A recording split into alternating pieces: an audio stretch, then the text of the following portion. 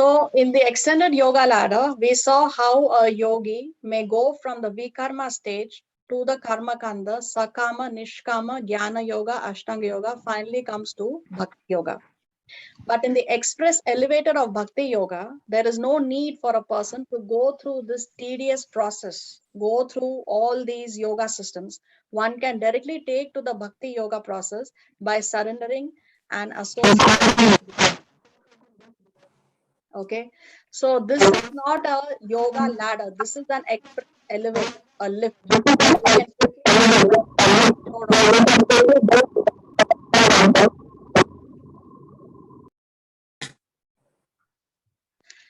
Okay, so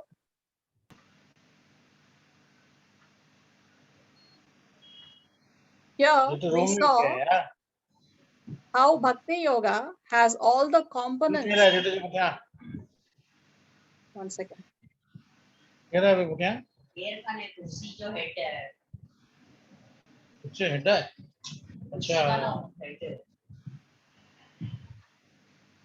Please mute the phone. We are not able to hear.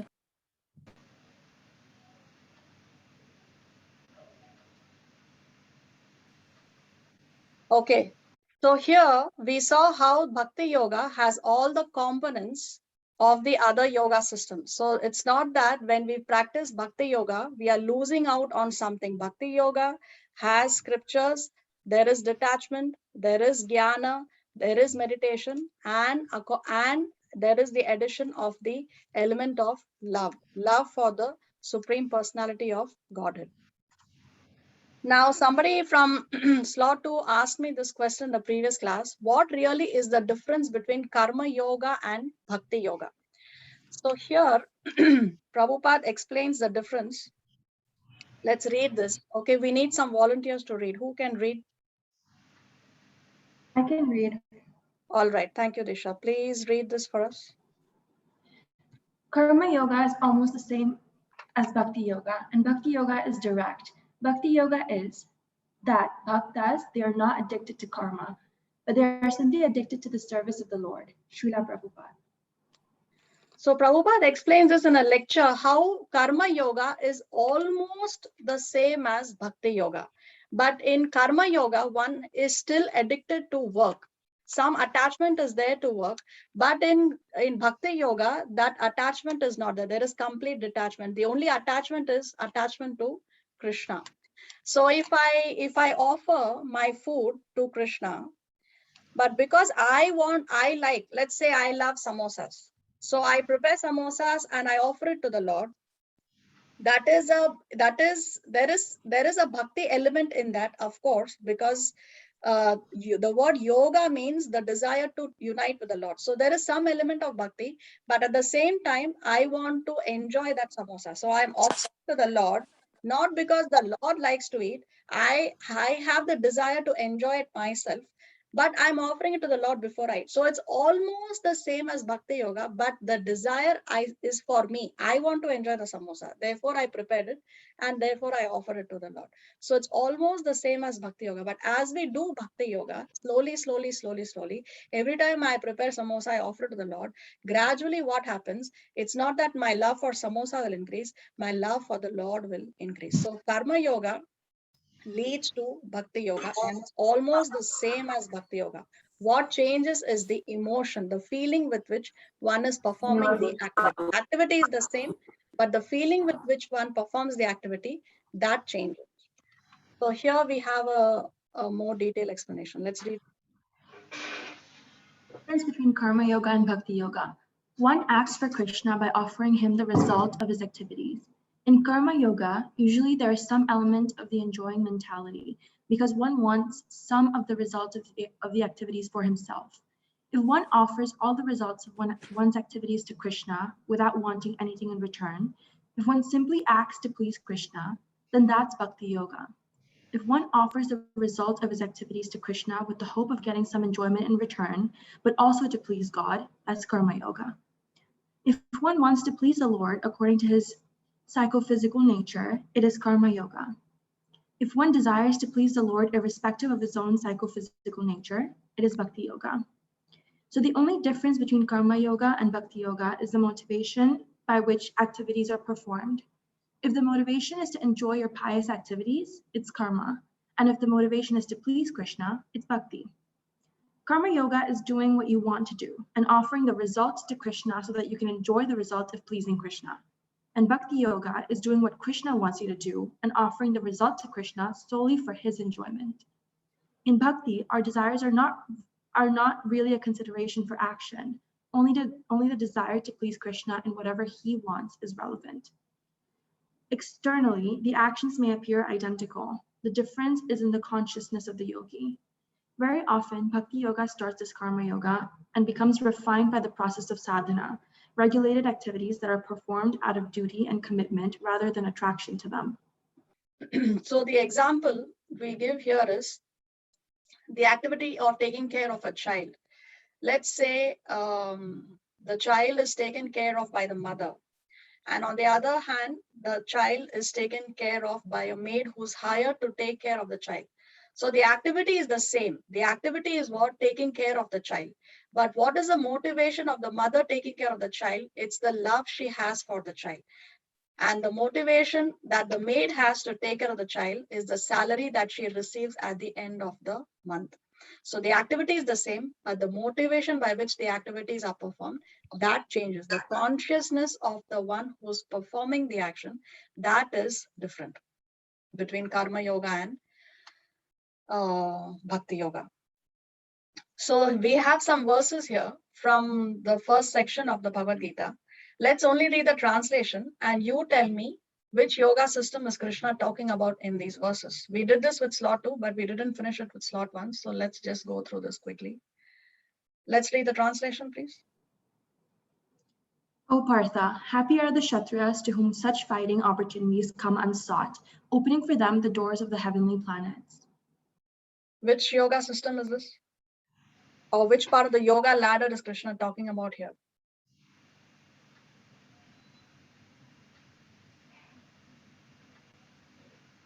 Is this Bhakti Yoga, Jnana Yoga? Is this Ashtanga Yoga? Is this Karma Kanda? Is it Karma Yoga? What is it? I guess it is Karma Yoga. Karma Yoga. Okay. Anybody else wants to try?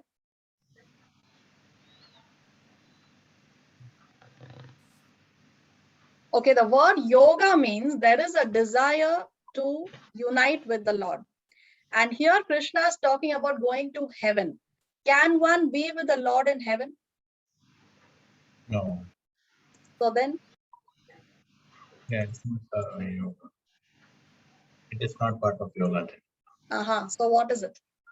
Karma Kanda? Karma Kanda. Yes, very nice. Karma Kanda.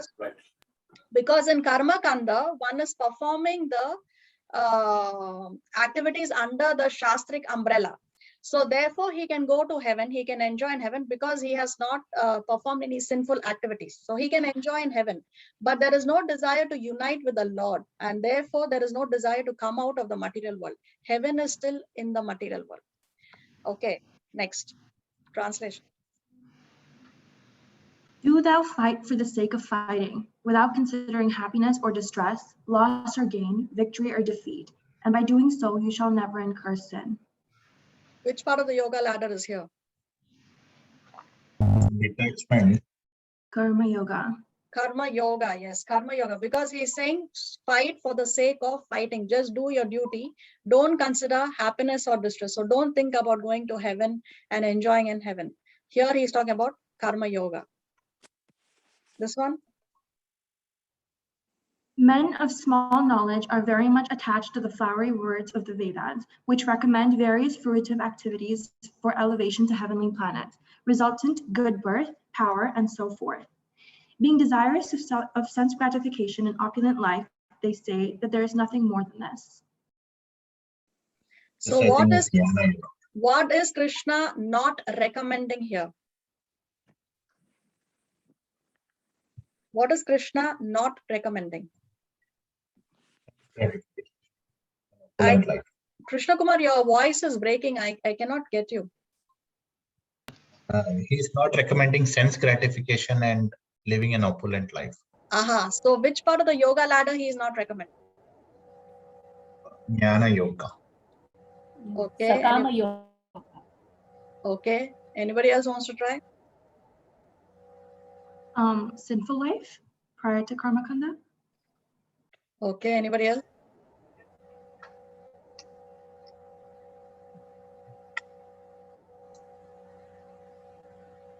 See, Krishna is saying men of small knowledge are attached to the flowery words of the Vedas, which recommend activities for elevation to heavenly planets.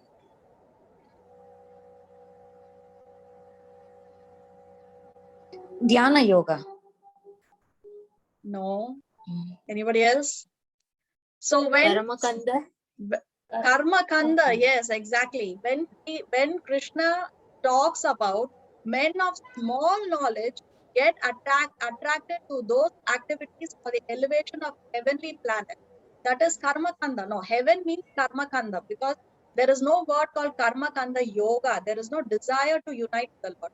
So he's telling that people of small knowledge are attracted to those activities for elevation to heaven. So here he is recommending against Karma Kanda. So you see how Krishna is progressing in him giving knowledge to our. Okay, here let's see. Let's read this. On the other hand, if a sincere person tries to control the active senses by the mind and begins karma yoga in Krishna consciousness without attachment, he is by far superior. Okay, here what is Krishna talking about? Which part of the yoga ladder? Bhakti-Yoga. Dhyana. Nishkama Karma Yoga. Okay, he talks about karma yoga. Okay, he's not specifying nishkama or sakama, but he's talking about karma yoga because here he's talking about begins karma yoga. Okay. Mataji, but it's written no here without attachment, so that is Nishkama, right? Ah, yes. Oh, yes, that's correct. You're right. Thank you. So begins karma yoga without attachment. Yes, nishkama. Very nice. Okay, here.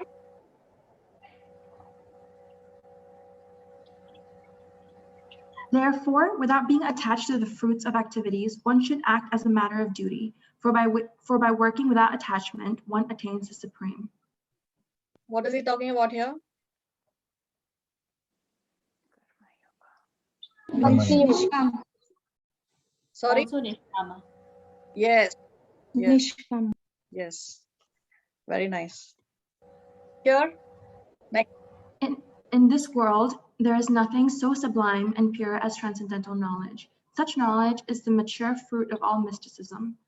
And one who has achieved this enjoys the self within himself in due course of time. So which part of the yoga ladder is here? Jnana Yoga. Jnana yoga. Yes, very nice. Because here Krishna is talking about transcendental knowledge. So here he's talking about Jnana yoga. Next. To practice yoga, one should go to a secluded place and should lay kusha grass on the ground and then cover it with a deer skin and a soft cloth. The seat should be neither too high nor too low and should be situated in a sacred place. The yogi should then sit on it very firmly and practice yoga to purify the heart by controlling the mind, senses, and activities and fixing the mind on one point. Ashtanga Yoga. Ashtanga yoga. Very nice. Because here he's talking about going to the forest, kusha grass, deer skin. All this is Ashtanga yoga. Very nice. This one. If one offers me with love and devotion, a leaf, a flower, a fruit, or water, I will accept it. Bhakti Yoga. Bhakti-Yoga. Yes, Bhakti Yoga. Offer me with love. So where there is love, it is Bhakti. Next. Whatever you do, whatever you eat, whatever you offer or give away, and whatever austerities you perform, do that, O son of Kunti, as an offering to me. Bhakti Yoga. Bhakti-Yoga. Yes, again Bhakti Yoga. Okay, next. The thoughts of my pure devotees dwell in me. Their lives are fully devoted to my service, and they derive great satisfaction and bliss from always enlightening one another and conversing about me. Bhakti-Yoga. Bhakti-Yoga. Again Bhakti Yoga. Very nice. So with this, we come to the end of our presentation on the yoga ladder. Srila Prabhupada ki Jai. Jai. So does anybody have a question on the yoga ladder?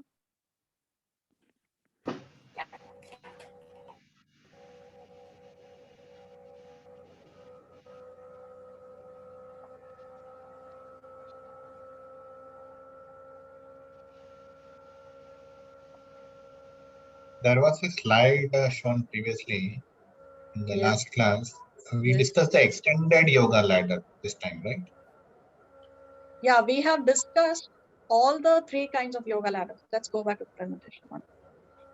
But something like sadhana bhakti, bhava bhakti, prema bhakti, and all.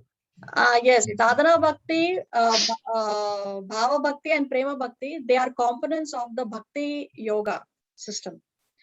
Sadhana bhakti means we begin by practicing. Right away when we start off Krishna consciousness or bhakti yoga, immediately the love is not going to be there. Initially it is sadhana. Okay, chant your rounds, follow the 4 principles. So initially it is not something that we look forward to. We may not look forward to chanting, but we chant because we have promised it to our spiritual master. So that is sadhana.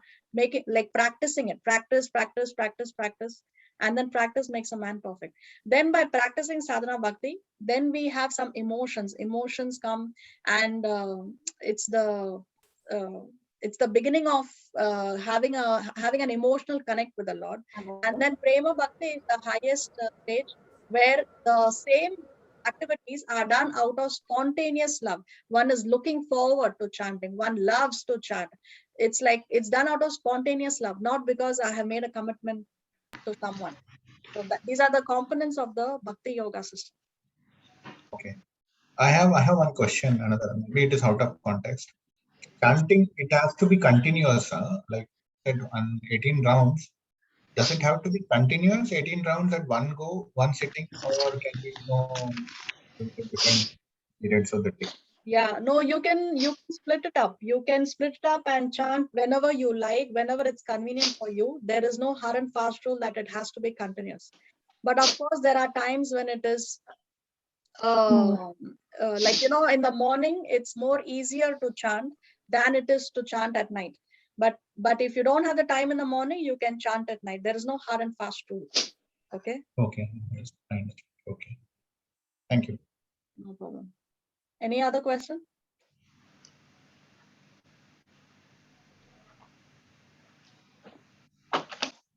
Okay, so let's begin chapter 7. We'll see how far we can go. So far we have seen 6 chapters.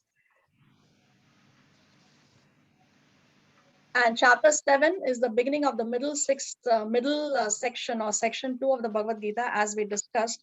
This chapter is titled Knowledge of the Absolute. So here Krishna is going to give us knowledge of the Absolute. Who is this Absolute Truth? None other than Krishna himself. So Krishna is going to reveal about himself. Krishna is going to reveal about the demigods, and we will see as we go. This has only 30 verses, so it's a relatively shorter chapter as well. But before we go into the shlokas, we need to see the benefit that we derive from reading, reciting, or learning chapter 7 of this Bhagavad Gita. So these histories are spoken by Lord Shiva to Parvati in a book called Gita Mahatmya, which is from the Padma Purana. Padma Purana is a conversation between Lord Vishnu and Lakshmi Devi. All right. So the story goes that in the town of Pataliputra, there lived a Brahmana called Shanku Karna. Now Pataliputra is which place? Modern day what? Modern day? I think it's Patna. Patna, yes, exactly. So in Pataliputra, modern day Patna in Bihar, there lived a Brahmana called Shanku Karna.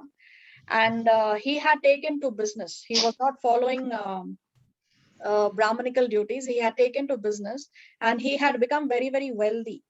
And he never did any kind of devotional activities. He never performed any kind of rituals for his forefathers also. But he became very rich, and he became so rich, in fact, that even the kings used to visit his house. But he was very, very miserly, right? He didn't like to spend his money. He was a miser, and he kept his wealth buried in the ground. So once when he was going for his fourth marriage, okay, he and his relatives were taking rest under a tree. And at that time, a snake bit him and he died. Now, because he was very, very attached to his wealth, he got the body of a snake, and as a snake he was living in that spot where the wealth was buried. So when somebody is very attached to their wealth, even after they leave the body, they take their next body in that place because of their deep attachment. So now he has this snake body and is residing near the place where his wealth was buried in order to guard that wealth in the snake body. Now, after some time, he is bored of his being in the snake body, and he appeared in the dream of his son and requested his son to please help him come out of this condition. And he indicated to him where he was living. So obviously he tells him that I am living near this place because I was attached and I kept my wealth in this place, etc., etc. So he tells his son, I am here, and somehow or the other, you please come and help me. I am bored of being in the snake body. Now the son, he has many sons. So one of the sons, he goes there to that spot the next day and he starts digging the ground to find where that wealth is. So the son is more interested in where is the wealth. He's searching for the wealth. Where in the ground has my father kept all his wealth? And he's not able to find it. So he starts digging at various places in that spot until he finds a snake hole, and he starts digging the snake hole. Then a snake, this snake is actually his father. So his father in the body of the snake comes out and asks him, what is it? What are you doing? Why I told you to come and help me. So you do the rituals and free me from this condition. And then the father tells him, in the snake body, the father tells him that I was greedy and therefore now I am in this condition. Now, even you are heading towards the same direction. You are also getting greedy and attached to the wealth. So the son asks, okay, now what should I do to help you come out of this condition? What do you want me to do? So then the father says, perform the Shraddha ceremony and feed a Brahmana. In the Shraddha ceremony, we feed Brahmanas, right? So that our ancestors can get benefited. So he says, perform the Shraddha ceremony for me. And in that ceremony, you feed a Brahmana. But what kind of a Brahmana? A Brahmana who every day recites the dash chapter of the Bhagavad-Gita. Who can fill in the blanks? Chapter 7. Chapter 7. Yes, exactly. Chapter 7. Yes. So he says, you find a Brahmana who every day chants the 7th chapter of the Bhagavad-Gita. And also at the time of the ceremony also, I want that he should recite the 7th chapter.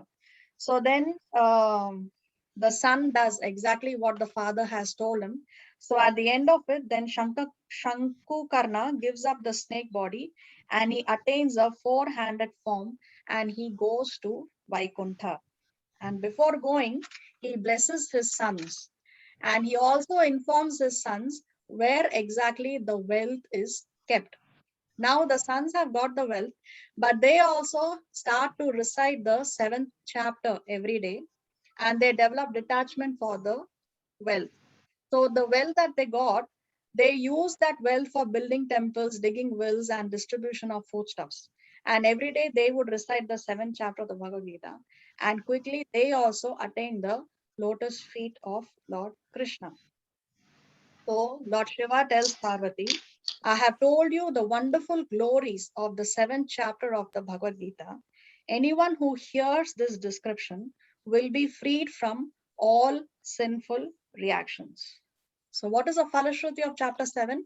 One is detachment from wealth. We saw how the sons also, even though they received the wealth, ultimately they were not attached to that wealth because they were reading and reciting every day the 7th chapter of the Gita. So detachment from wealth, freedom from all sinful reactions, which the father got, and ultimately attain the lotus feet of Lord Krishna. So this is the Falashruti, or the benefit of reading, reciting, or learning this chapter. So this chapter is divided into 6 sections. Section 1, just here, Krishna says how to do this. See, remember in the last verse of chapter 6, Krishna is talking about about engaging our minds in him. Now, how to do it? Krishna says, just hear, just by hearing about him, we can start this process. So we'll see the other sections as we proceed. So let's read this connection between 6 and 7. Connection between chapter 6 and chapter 7. Text 6.47 explains that a yogi who always thinks of me in devotion is the best. Text 7.1 explains how to do so. Text 6.47, Shraddhavan, in full faith, concentrate on him in full faith. Faith comes from knowledge. Without knowledge, one may doubt Krishna's position. Therefore, in chapters 7 to 12, Krishna presents the knowledge of himself as Supreme Personality of Godhead to inspire and strengthen bhakti. Text 7.1 stresses on hearing, acquiring knowledge by descending process as the only process. Okay. Let's read this. Section 7.1 through 7.3, just hear, knowing Krishna by hearing about him. Krishna requests Arjuna to hear of both his material and spiritual energies, declares that the transcendentalist who succeeds in truly knowing him is most rare. Okay, please repeat Om Namo Bhagavate Vasudevaya. Om Namo Bhagavate Vasudevaya. Om Namo Bhagavate Vasudevaya. Om Namo Bhagavate Vasudevaya. Om Namo Bhagavate Vasudevaya. Om Namo Bhagavate Vasudevaya.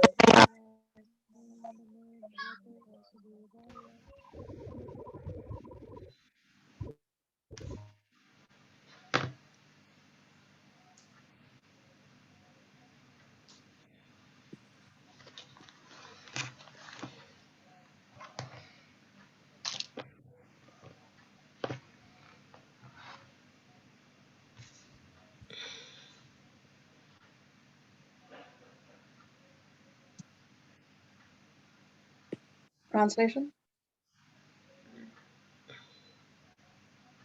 Did the audio play? I didn't quite hear it. Can you read the translation, please? Now hear, O son of Pritha, Arjuna, how by practicing yoga in full consciousness of me, with mind attached to me, you can know me in full, free from doubt.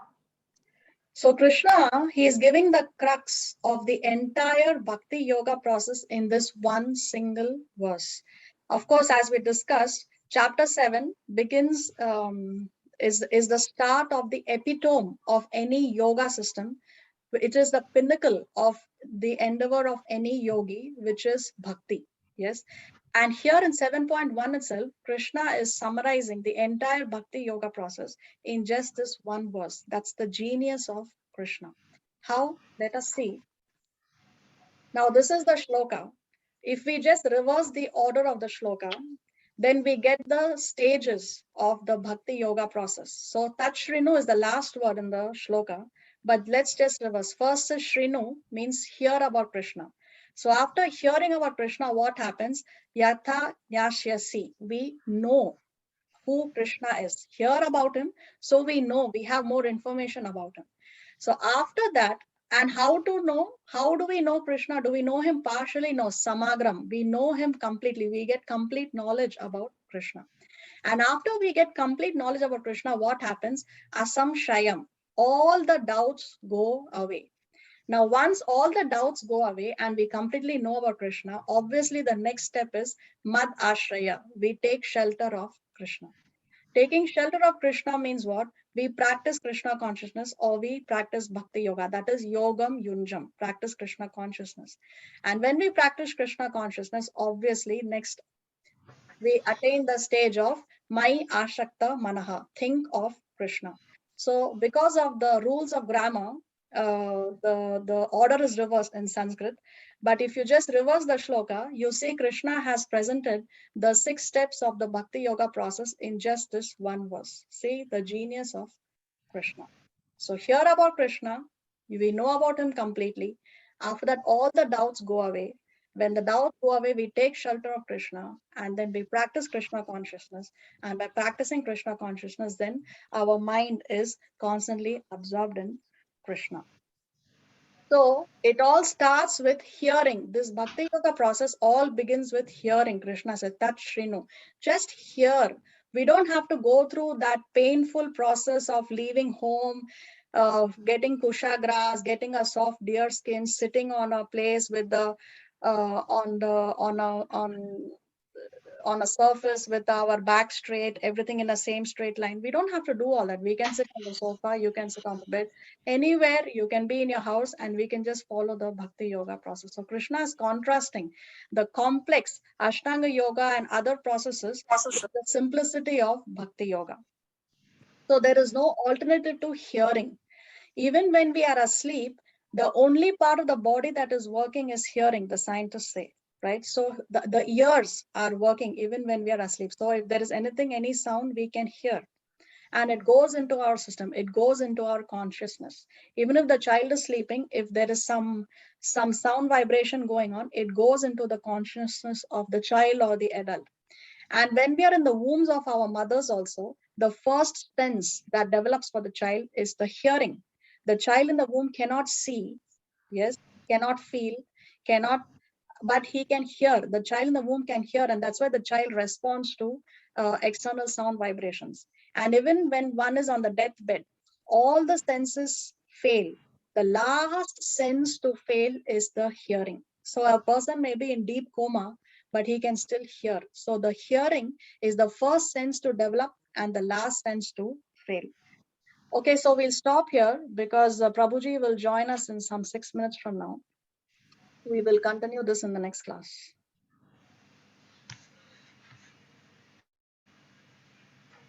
Does anybody have a question?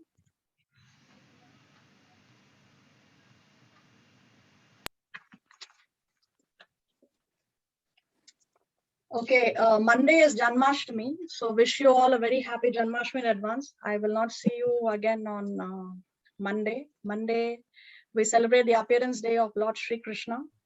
And the Vaishnavas, usually they fast till 12 midnight because that was the time when Krishna appeared. So if you can fast, complete fast till 12 midnight, then please do it. If you cannot do it for whatever reason, then you see how far you can go. Okay, don't torture yourself. You always have to keep your health in mind. So if you cannot go on till 12 midnight, then you see how far you can go. Maybe 12 noon, 2, 3 p.m. How far you can go, you see. And if you cannot do a complete fast, then you can drink water. You see how far and at what level you can follow this. And then on Tuesday we celebrate the appearance day of His Divine Grace, A.C. Bhakti-Vedanta Swami Srila Prabhupada. Now, Prabhupada is the founder Acharya of ISKCON. And if there was no Srila Prabhupada, we would not have these classes. So for Srila Prabhupada's appearance day, the Vaishnavas, we fast till 12 noon, only till 12 noon. So that I think it's easier for all of us to follow. So I request you to please try and follow complete fasting till 12 noon. Okay, it's Srila Prabhupada's 125th appearance day. So Prabhupada appeared one day after Janmashtami. Okay, so much for informations. Does anybody have anything to say before Prabhuji joins us in like 5 minutes from now? So how Santiago ISKCON is going to celebrate this year, cinema? Yeah, here in Santiago, there is not so much restriction, but I think they have a maximum limit of 100 people who can gather in the temple.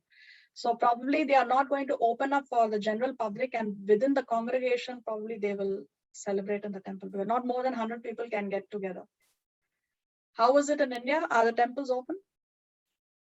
Yeah, temples open. Even we are also going to see the Abhishek. Monday, actually, we have office, but we are planning to start the evening 8:30, and we'll stay at temple till 1 a.m. and we'll just come back after seeing the Abhishek. Okay. So I can say, Prabhuji, welcome to our Bhagavad Gita class. Thank you so much for joining us. Hare Krishna, can you hear me? Yes, we can all hear you. Hare Prabhuji. Krishna. Very good. Hare Krishna. So I would like to introduce him to the audience. With your permission, can I do that, Prabhuji? Hare Krishna. So His Grace Prabhu Nirantara Dasa was born on the 20th of May 1950, and he surrendered to Srila Prabhupada in July of 1973. And April 1974, Srila Prabhupada gave him the spiritual name Nirantara Dasa. So, and he received his second initiation in 1975. He visited Santiago for the first time in 2005, and that's how I had the good fortune of associating with him. I reached out to him for the first time in 2009. I started writing to him doubts, questions, and that continues even today. I have some 2,700 emails from him in my inbox. Whenever I have a doubt, I write to him and he gives me a reply. And the best thing about him is the replies are instant and always from the Veda base with Shastric quotes and evidence and everything. So I'm very grateful to him. If there was no him in Santiago, then I would have not come to Krishna Consciousness. So he's here today to summarize the first 6 chapters of the Bhagavad-Gita for us. Over to you, Prabhuji. Thank you so much. Okay. Welcome, everybody. Om Jnana Timirandasya Jnananjana Shalakaya Chakshur Unmilitan Yena Tasmai Sri Gurave Namaha Nama Om Vishnu Padaya Krishna Preshtaya Bhutale Srimate Bhaktivedanta Swamin Iti Namane Namaste Sarasvate Deve Gauravani Pracharane Nirvishesha Shunyavadi Paschatya Deshatarane Trinadapi Sunichena Tarar Iva Sahishnuna Amanina Manadena Kirtaniya Sada Hari Harir Nama Harir Nama Harir Nama Iva Kevalam Kalau Nastyeva Nastyeva Nastyeva Gatir Anyata Sri Krishna Chaitanya Prabhu Nityananda Sri Advaita Gadadhara Srivasa Arigor Bhaktivinoda Hare Krishna Krishna Krishna Hare Hare Hare Rama Rama Rama Hare Hare. So what I'm going to do for you today, first we're going to get in the mood of understanding Gita by reciting the Gita Mahatmyam by Sri Shankara Acharya. Gita Shastram idang punyang ya pathet prayatak puman Vishno padam avapnoti vaya shokadi varjita. One who with a regulated mind recites with devotion this Bhagavad Gita scripture, which is the bestower of all virtue, will attain to a holy abode such as Vaikuntha, the residence of Lord Vishnu, which is always free from mundane qualities based on fear and lamentation. Gita dhyayana shilasya pranayama parasya cha naiva santi hi papani purva janma kritani cha. If one reads Bhagavad Gita very sincerely and with all seriousness, then by the grace of the Lord, the reactions of one's past deeds will not act. Maline mochanang pungsang jalasnanang dene dene sakrid gitamrita snanam sangsara mala nashanam. One may cleanse oneself daily by taking bath and water. But if one takes a bath even once in the sacred Ganges water of Bhagavad Gita, for such a person, the dirt of material life is altogether vanquished. Gita sugita kartavya kim anyay shastra vistarai ya swayang padmanabhasya mukha padmad vanisrita. Because Bhagavad Gita is spoken by the Supreme Personality of Godhead, one need not read any other Vedic literature. One need only attentively and regularly hear and read Bhagavad Gita. In the present age, people are so absorbed in mundane activities that it is not possible for them to read all the Vedic literatures. But this is not necessary. This one book, Bhagavad Gita, will suffice, because Bhagavad Gita is the essence of all Vedic literatures, and especially because Bhagavad Gita is spoken by the Supreme Personality of Godhead, Bhagavan Sri Krishna. Bharatamrita Vasarvasvam Vishnu Bhaktrad Vinisritam Gita Gangodakam Pitva Punarjanmana Vidyate. By drinking the Ganges waters of the Gita, which is the divine quintessence of Mahabharata, emanating from the holy lotus mouth of Lord Krishna, one will never take rebirth in this material world again. In other words, by devotionally reciting Bhagavad Gita, the cycle of birth and death is terminated.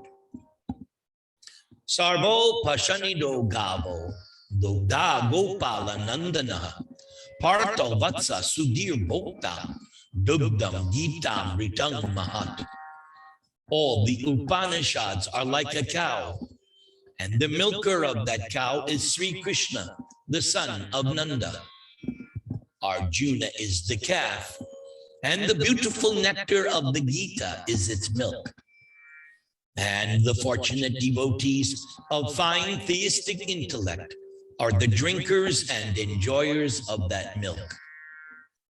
Ekam Shastram Devaki Putra Gitam, Eko Devo Devaki Putra Eva, Eko Mantrastasya Namani Yani, Karmapyekam Tasya Devasya Seva. There need be only one holy scripture, the divine Gita, sung by Lord Sri Krishna. There need be only one worshipful Lord, Lord Sri Krishna. There need be only one holy scripture, Bhagavad Gita. Only one mantra, his holy names, and only one duty, devotional service unto that supreme worshipful Lord, Sri Krishna. Hare Krishna, Krishna Krishna, Hare Hare, Hare Rama, Rama Rama, Hare Hare. So we have set the mood, the invocation. If you're ready to continue, raise your hands, and I'll see that you are ready to continue. Excellent. I would first of all like to bless all of you, as is my style of preaching.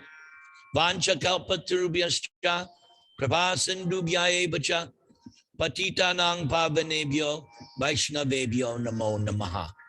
May Krishna in your heart inspire you, bless you, protect you, and maintain you. So now we will commence with my Bhagavad Gita summary. So many years ago, I went through the Bhagavad Gita and found all the sections where Prabhupada himself gives a summary.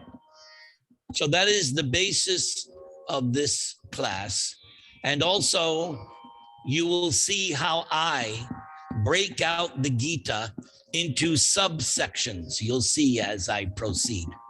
So first, let's hear the words of our spiritual master, His Divine Grace A.C. Bhaktivedanta Swami, Srila Prabhupada. Prabhupada writes in the Gita, Bhagavad Gita is the widely read theistic science summarized in the Gita Mahatmya, glorification of the Gita, which we just did. There it says that one should read Bhagavad Gita very scrutinizingly with the help of a person who is a devotee of Sri Krishna and try to understand it without personally motivated interpretations. The example of clear understanding is there in Bhagavad Gita itself, in the way the teaching is understood by Arjuna, who heard the Gita directly from the Lord. If someone is fortunate enough to understand Bhagavad Gita in that line of disciplic succession without motivated interpretation, then he or she surpasses all studies of Vedic wisdom, all scriptures of the world. One will find in Bhagavad Gita all that is contained in other scriptures, but the reader will also find things which are not to be found elsewhere. And for me personally, I can testify to this. Having been brought up in the Christian movement and having read the Bible for so many first 15, 16 years of my life, this was my experience. When I came upon Srila Prabhupada, his Krishna book, his Gita, his Bhagavatam, then I could understand, oh, this is now going way beyond what I was taught in school. So I can readily appreciate this. Let's continue. So this is the specific standard of the Gita. It is the perfect theistic science because it is directly spoken by the Supreme Personality of Godhead, Lord Sri Krishna. The topics discussed by Dhritarashtra and Sanjaya, as described in the Mahabharata, form the basic principle for this great philosophy. It is understood that this philosophy evolved on the battlefield of Kurukshetra, which is a sacred place of pilgrimage from time immemorial. It was spoken by the Lord. It was spoken by the Lord when he was present personally on this planet for the guidance of mankind. So chapter 1 has 46 verses. Prabhupada entitles it, Observing the Armies on the Battlefield of Kurukshetra. Here is how I take this chapter and divide it into subsections.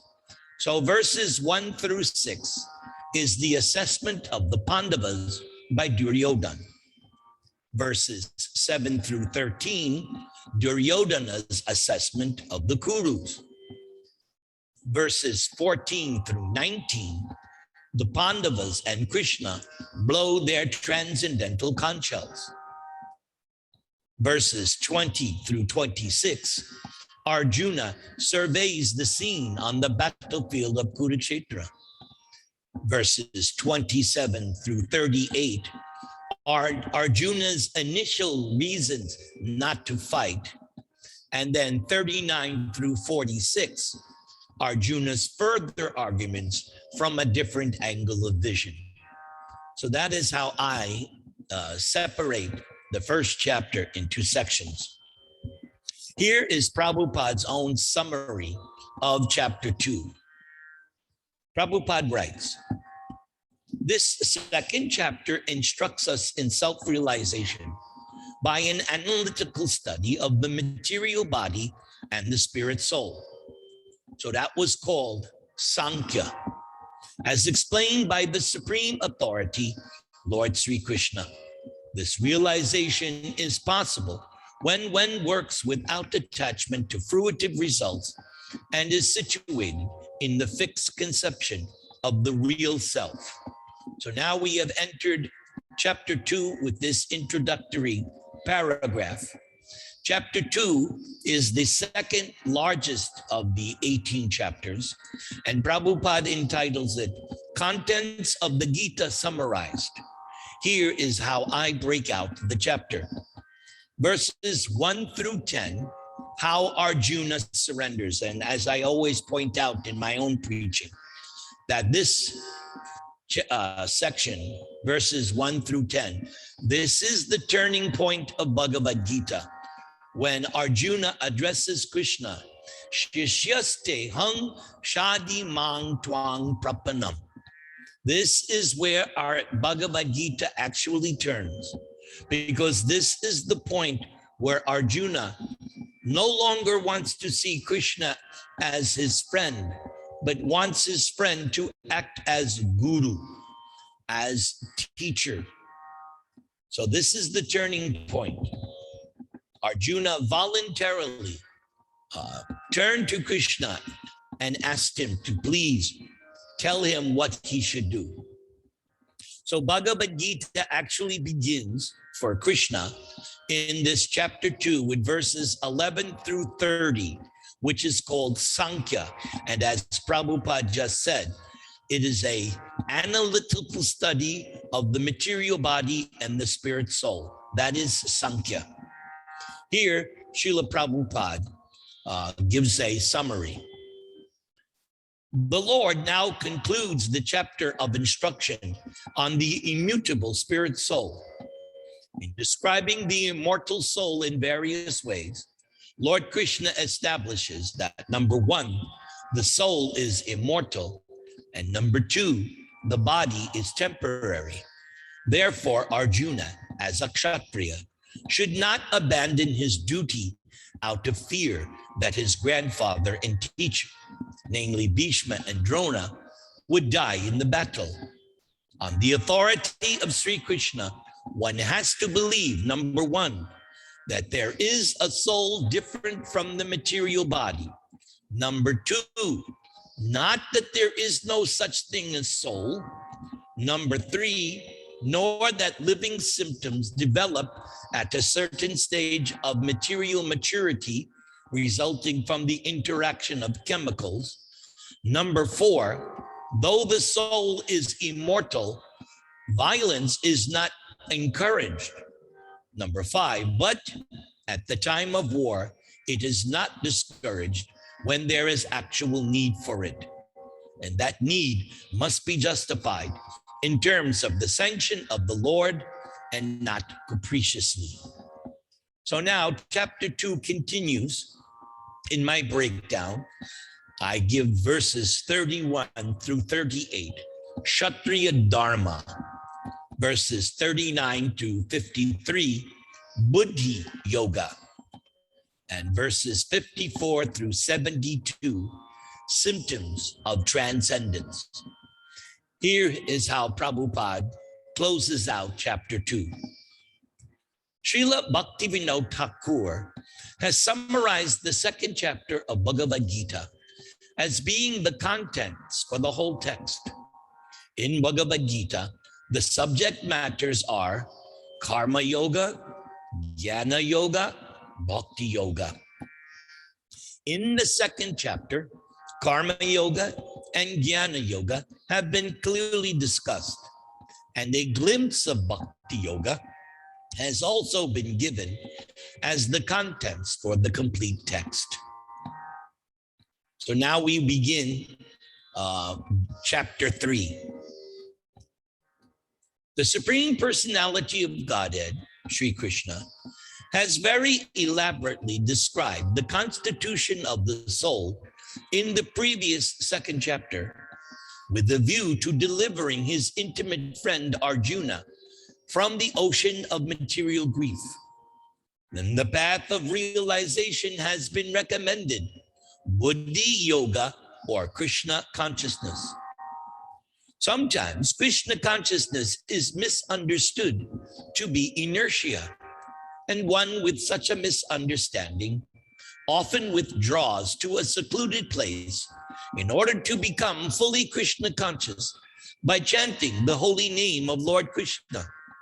But without being trained in the philosophy of Krishna consciousness, it is not advisable to chant the holy name of Krishna in a secluded place where one may acquire some cheap adoration from the innocent public.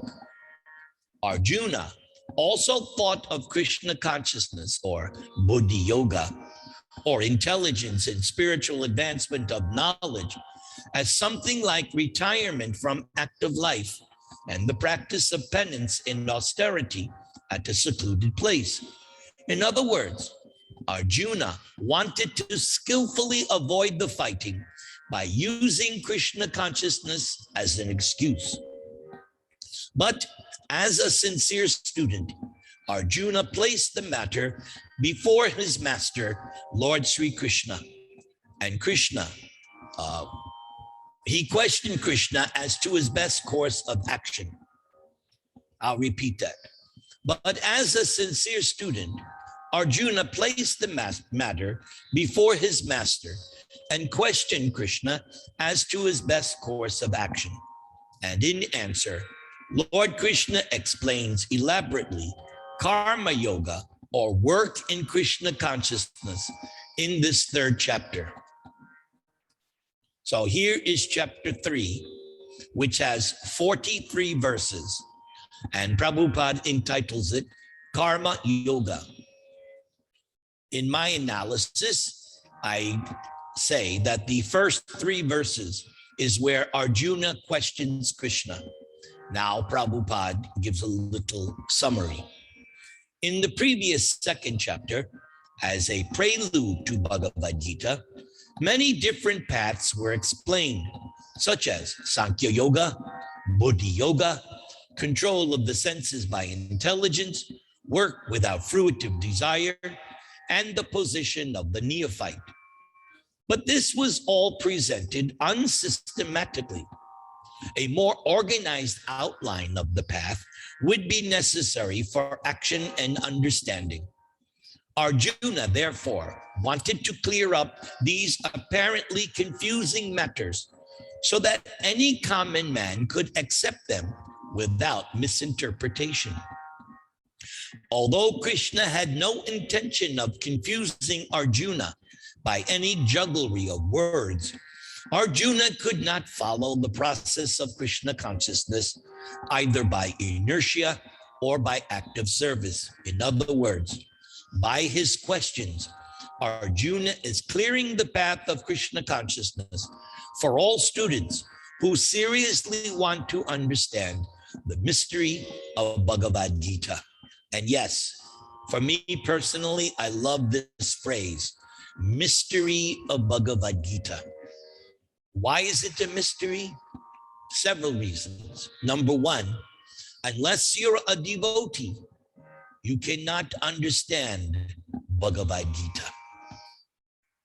Now, other thing is, it's a mystery because little by little by little by little by little, Bhagavad Gita becomes more and more, how should I say, revealed to you, little by little. So you will read Bhagavad Gita one time and you will see, oh, I understand it in this way. But then years later, you'll read Bhagavad Gita or a second section and you will see, oh, it is like something else. It is different. There's more. So Bhagavad Gita is a mystery which gradually unravels and you get newer and newer, fresher and fresher realizations. I've been reading Bhagavad Gita since 1973. And still, if I read the Gita today, which I was this morning, yet a new angle of vision, a new insight was given. So in chapter 3, Arjuna questions Krishna. In verses 4 through 8, the subject matter is false renunciation. In verses 9 through 16, there is the cycle of sacrifice. In verses 17 through 19, the position of the self-realized soul. In verses 20 through 21, we see Krishna explaining the concept of setting the example. In verses 22 to 24, Krishna's obligations, yes. Even though Krishna is independent from one angle of vision, Krishna also has obligations. In verses 25 through 30, there is the discussion of the difference between the learned and the ignorant. And in verses 31 through 35, final lessons on karma and duty. And in verses 36 to 43, the subject matter is lust. Now we go to chapter 4, which has 42 verses, and Prabhupada entitles it Transcendental Knowledge. Now, transcendental knowledge is different from material knowledge. Transcendental knowledge comes from Guru and Krishna and Shastra. Material knowledge is man-made, but transcendental knowledge is beyond the modes of nature. Let us see what Prabhupada says here about the third. Before we go to chapter 4, let's see what Krishna says about chapter 3. The third chapter of the Bhagavad Gita is conclusively directive to Krishna consciousness by knowing oneself as the eternal servitor of the Supreme Personality of Godhead, without considering impersonal voidness to be the ultimate end. In the material existence of life, one is certainly influenced by propensities for lust and the desire for dominating the resources of material nature. Desire for overlording and desire for sense gratification is the greatest enemy of the conditioned soul. So that is what lust is. I'll repeat that. The desire for dominating the resources of material nature and the desire for overlording and sense gratification. But by the strength of Krishna consciousness, one can control the material senses, control the mind, and control the intelligence. One may not give up work and prescribe duties all of a sudden, but by gradually developing Krishna consciousness, one can be situated in a transcendental position without being influenced by the material senses and the mind. And so, by steady intelligence directed towards one's pure identity, this is the sum total of the third chapter. In the immature stage of material existence, philosophical speculations and artificial attempts to control the senses by the so-called practice of yogic postures can never help a man towards spiritual life. One must be trained in Krishna consciousness by higher intelligence. So now, chapter 4, transcendental knowledge. Here's how I break it out. In verses 1 through 3, who can and how to understand the Gita. And I already told you that who can understand the Gita? Bhaktosi me sakacheti. Anyone who is a devotee of Krishna and anyone who is a friend of Krishna or friend to Krishna, that person only can understand Gita, not necessarily the scholar or anyone else. Simple. Are you a devotee of Krishna? Are you a friend to Krishna? If so, you can understand Gita. Verses 4 through 8, one of my favorite sections in all of Gita, understanding Krishna's transcendental position. That section right there, if you understand it properly, then you will be convinced once and for all that Krishna is the supreme. Very important section. In verses 9 through 15, Krishna explains how to achieve perfection. Now we have Prabhupada giving some summary. To act in Krishna consciousness, one has to follow the leadership of authorized persons who are in a line of disciplic succession, as explained in the beginning of this fourth chapter. The system of Krishna consciousness was first narrated to the sun god. The sun god explained it to his son Manu. Manu explained it to his son Ikshvaku. And the system is current on this earth from that very remote time. Therefore, one has to follow in the footsteps of previous authorities in the line of disciplic succession. Even the most intelligent man otherwise will be bewildered regarding the standard actions of Krishna consciousness. For this reason, the Lord decided to instruct Arjuna in Krishna consciousness directly. And because of the direct instruction of the Lord to Arjuna, anyone who follows in the footsteps of Arjuna is certainly not bewildered. So that is us. We are following in the footsteps of Arjuna. When we study Bhagavad Gita, that is called following the footsteps. So as it says here, if you read this Bhagavad Gita, you will never be bewildered. Okay, let's continue with chapter 4, verses 16 through 23, understanding karma, verses 24 through 31, understanding sacrifice, and verses 32 through 35, Krishna's final instructions on sacrifice. At this point, Prabhupada gives a little summary. By Maya alone, Arjuna thought that the temporary bodily relationships with his kinsmen was more important than his eternal spiritual relationship with Krishna. The whole teaching of the Gita is targeted toward this end. See how? Prabhupada is telling you what is the essence of Gita. The whole teaching of the Gita is targeted to this end. What? That a living being, as Krishna's eternal servitor, can never be separated from Krishna. And one sense of being and identity apart from Krishna is called Maya. Good definition of Maya. There are many definitions. This one is brilliant. A sense of being and identity apart from Krishna. The living entities, as separate parts and parcels of the Supreme, have a purpose to fulfill. Having forgotten that purpose since time immemorial, they are situated in different bodies as men, animals, demigods, etc.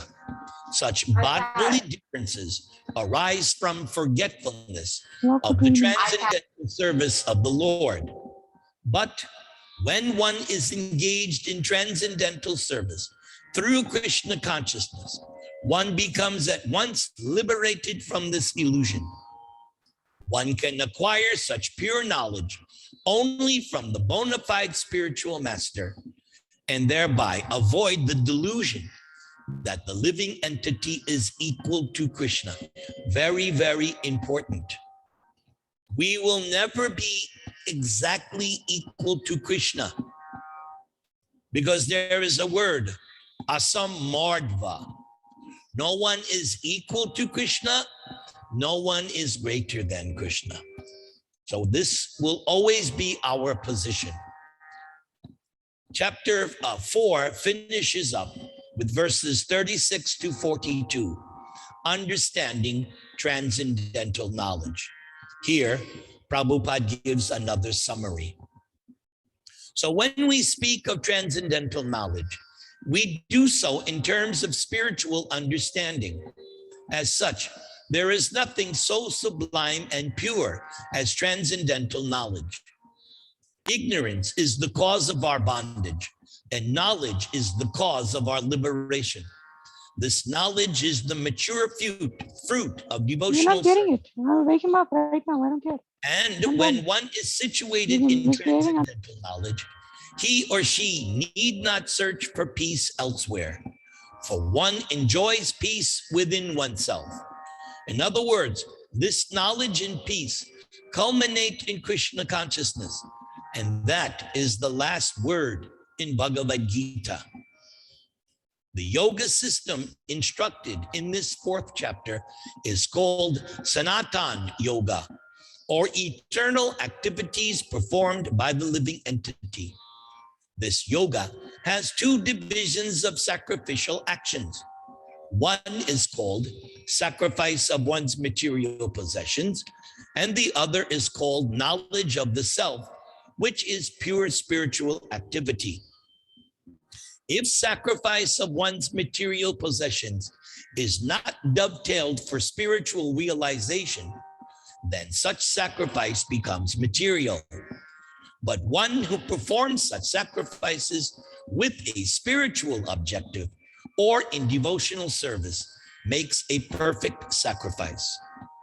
For when we come to spiritual activities, we find that these are also divided into two, namely, understanding of one's or self or one's constitutional position, and the truth regarding the Supreme Personality of Godhead. One who follows the path of Bhagavad Gita as it is can very easily understand these two important divisions of spiritual knowledge.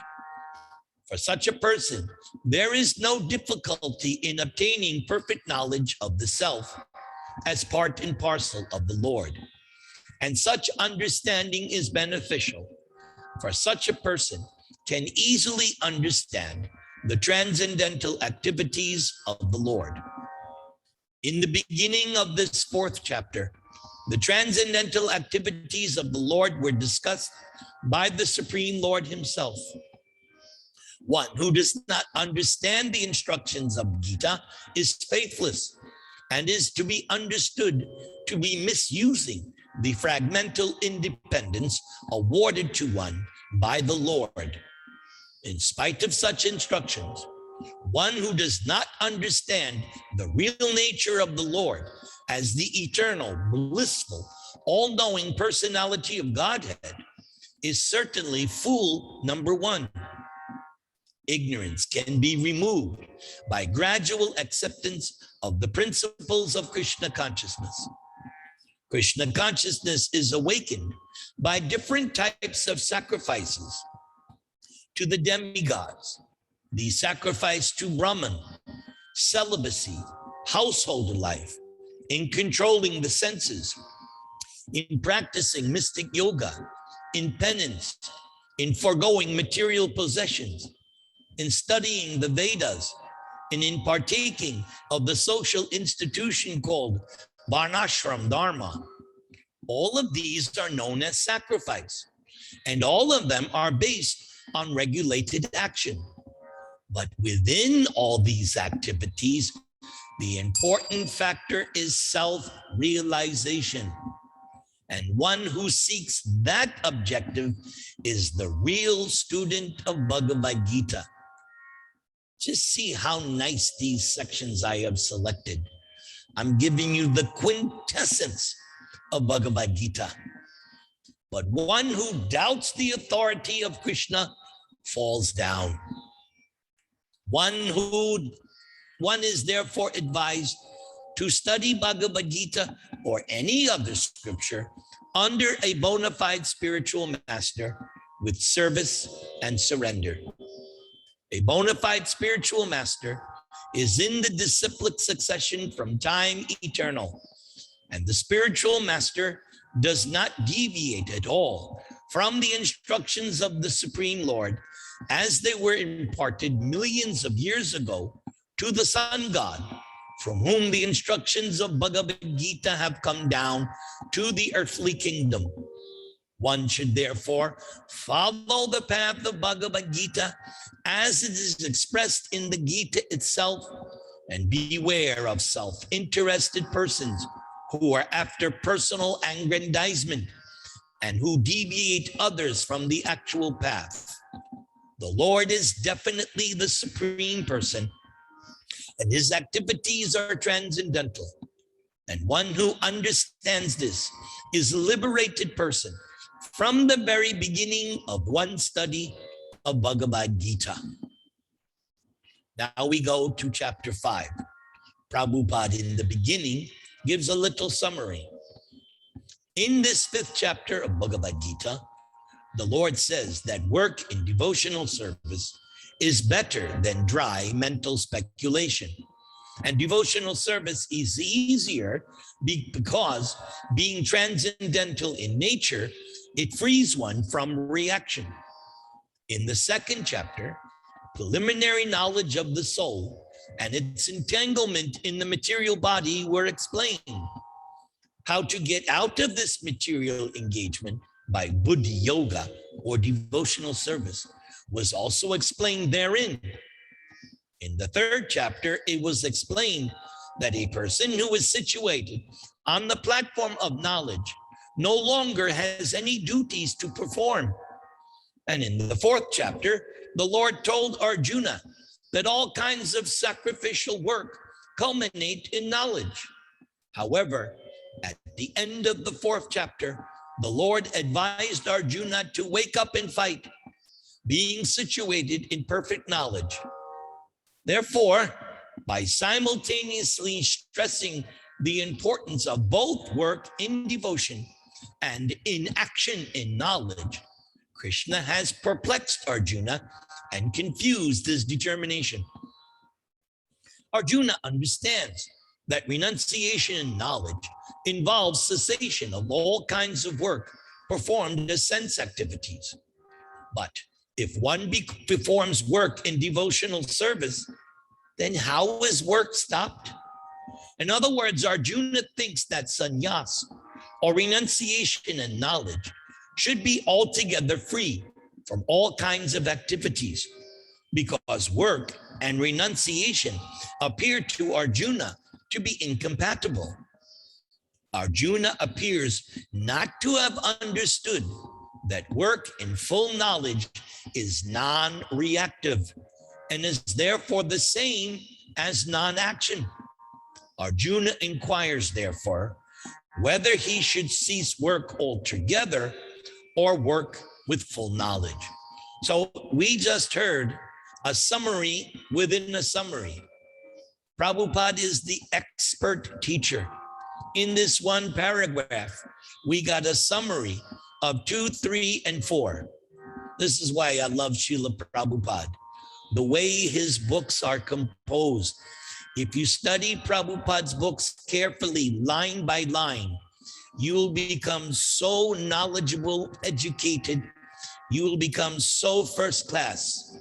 Please study Prabhupada's books line by line.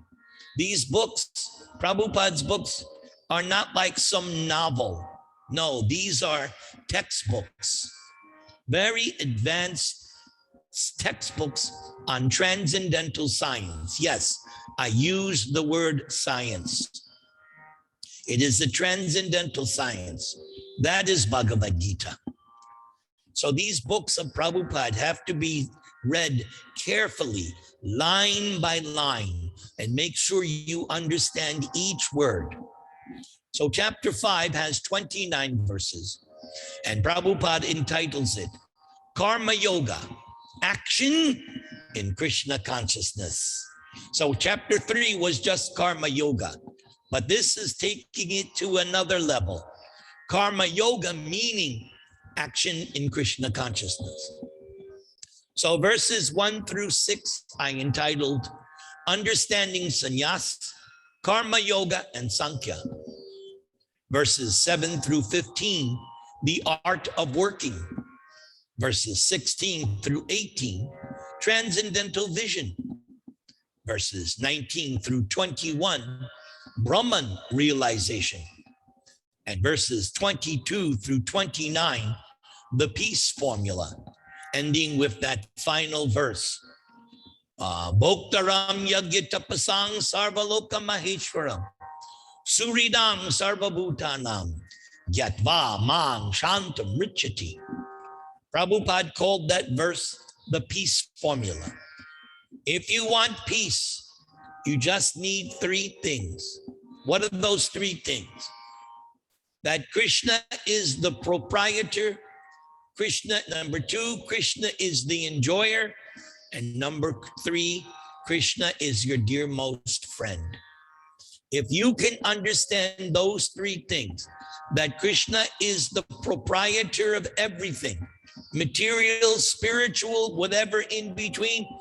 If you understand, no, Krishna is the proprietor, now you're right there in step number 1. Step number 2, I am not the enjoyer. I am the servant of Krishna. Krishna is the real enjoyer. So once you understand that Krishna is the only true enjoyer and that I am his eternal servant, that's the second principle of peace. And then third, my favorite, Krishna is in the heart. I love this concept of Bhagavad Gita. I knew this instinctively from the age of 5, probably because I had studied Bhagavad Gita in a previous life. So from the age of 5, I knew Krishna was in I didn't know who Krishna was, but I knew God was in my heart. And when I read Bhagavad Gita, more than once, at least 5 times it is mentioned, Krishna is in the heart. So these 3 things, if you know, then you can have peace. I'd like to tell a little story just to break up the class a little bit. So one time I was preaching in Panama, and it was a very, very wealthy Sindhi family, and they lived on the 25th floor, the penthouse suite. They owned the whole floor. And there were some relatives from Hong Kong, Sindhi from Hong Kong. So I did the program, and after the program, the rich Sindhi lady from Hong Kong, she questioned me, "Oh, Swamiji, how can I have peace? I don't have any peace. Can you give me peace?" As if I had peace like a magic wand. "Yes, I give you peace." So I said to the lady, I said, "Okay, you don't have any peace in your life. Well, let me ask you, do you eat meat?" She goes, "Oh, yes, we enjoy very nice." I said, I can't give you peace then. I said, "Okay, do you drink alcohol?" She goes, "Oh, yes, we like that very much." I said, that's the second reason why I can't give you any peace. And then I asked her a third question. I said, "Do you gamble?" And she said, "Oh, yes, we have lots of fun gambling." So I said, "We have an expression in America, 3 strikes, you're out." So how can I give you peace when you are doing these 3 sinful activities? You yourself are preventing yourself from having peace. I said to her, if you want peace, these 3 things you have to give up. Give up the meat eating, give up the alcohol drinking, give up the gambling, and replace that with Bhagavad Gita. Then you will have peace. But these things that you're doing is by nature preventing you from having peace. Okay, let's hear Prabhupada's summary of chapter 5. After explaining the above principles of liberation in the Supreme, the Lord gives instruction to Arjuna as to how one can come to that position by the practice of the mysticism or yoga known as Ashtanga Yoga, which is divisible into an 8-fold procedure called Yama, Niyama, Asana, Pranayama, Pratyahara, Dharana, Dhyana, and Samadhi. In the 6th chapter, the subject of yoga will be explicitly detailed, and at the end of the 5th, it is only preliminary explained. So one has to drive out the sense objects, such as sound, touch, form, and taste and smell, by the pratyahara process in yoga. Then keep the vision of the eyes between the 2 eyebrows and concentrate on the tip of the nose with half-closed lids. There is no benefit in closing the eyes altogether, because then there is a chance of falling asleep. The reason why Prabhupada wrote that is because when Prabhupada first came to America, he was invited to attend some other yoga ashrams where they did meditation as described here. And Prabhupada said that he noticed that many of the students, after some time, when they were doing their yoga, they were snoring, they were sleeping. So Prabhupada has some experience of this. Nor is there any benefit in opening the eyes completely, because then there is the hazard of being attracted by sense objects. The breathing movement is restrained within the nostrils by neutralizing the up-moving and down-moving air within the body. By practice of such yoga, one is able to gain control over the senses, refrain from outward sense objects, and thus prepare oneself for liberation in the Supreme. This yoga process helps one become free from all kinds of fear and anger, and thus feel the presence of the supersoul in transcendental situation. In other words, Krishna consciousness is the easiest process of executing yoga principles. Yes, this will be explained in chapter 9. In chapter 9, this will be explained by the line, Susukam kartam avyayam. Susukam. The practice of Krishna consciousness is Sukam. Sukam means easy, enjoyable, pleasurable, happy. But when the affix su is added, su means even more so. So Krishna consciousness is the topmost pleasure, the easiest process. This will be thoroughly explained in the 6th chapter. A Krishna conscious person, however, being always engaged in devotional service, does not risk losing one's senses to some other engagement. This is a better way of controlling the senses than by Ashtanga Yoga. Yes, in Ashtanga Yoga, you simply restrain all the senses from acting. But in Bhakti-Yoga or in Buddhi-Yoga, you use the senses, but using them in a transcendental way, in a spiritual way, is better, because they're not engaged in material activities, they're engaged in spiritual activities. So this 5th chapter is a practical explanation of Krishna consciousness, generally known as Karma Yoga. So in this section, this first 6 sections of Bhagavad Gita, Prabhupada has been using the term Karma Yoga, Buddhi Yoga, Bhakti Yoga, practically synonymous. At this level, he is simply using these terms for the same subject, namely Krishna consciousness. The question of mental speculation as to how Karma Yoga can give liberation is answered herewith. To work in Krishna consciousness is to work with the complete knowledge of the Lord as the predominator. That we already explained in the when I explained the peace formula. Such work is non-different from transcendental knowledge. Direct Krishna consciousness is Bhakti Yoga, and Jnana Yoga is the path leading to Bhakti Yoga. Krishna consciousness means to work in full knowledge of one's relationship with the Supreme Absolute Truth. And the perfection of this consciousness is full knowledge of Krishna, or the Supreme Personality of Godhead. A pure soul is the eternal servant of God as his fragmental part and parcel. One comes into contact with Maya or illusion due to the desire to lord it over Maya. And that is the cause of one's many sufferings.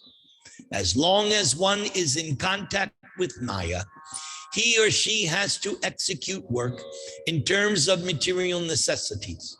Now, here comes an important line. Please pay attention.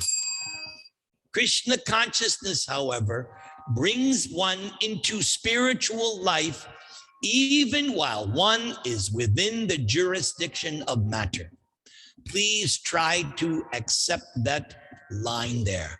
I'll repeat it because it's so important. Krishna consciousness, however, brings one into spiritual life even while one is within the jurisdiction of matter, for it is an arousing of spiritual existence by practice in the material world. The more one is advanced, the more one is freed from the clutches of matter. The Lord is not partial toward anyone. Everything depends on one's practical performance of duties in Krishna consciousness. That needs to be repeated.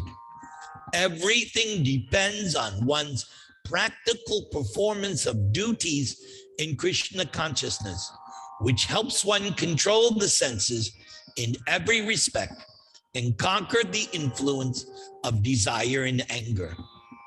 And one who stands fast in Krishna consciousness, controlling the above passions, remains factually in the transcendental stage called Brahma Nirvana. The eightfold yoga mysticism is automatically practiced in Krishna consciousness because the ultimate purpose is served. There is a gradual process of elevation in the practice of yama, niyama, asana, pranayama, pratyahara, dharana, dhyana, and samadhi. But these only preface perfection by devotional service, which alone can award peace to the human being.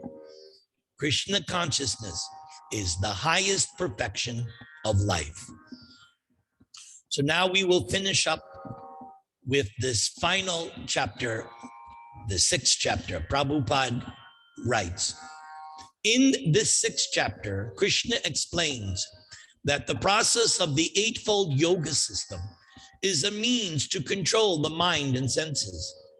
However, this is very difficult for people in general to perform, especially in the age of Kali.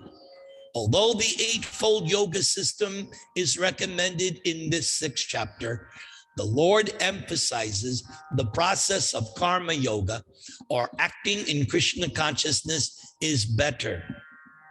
Everyone acts in this world in order to maintain one's family and paraphernalia. But no one is working without some self-interest, some personal gratification, be it concentrated or extended. The criterion of perfection is to act in Krishna consciousness and not with a view to enjoying the fruits of work.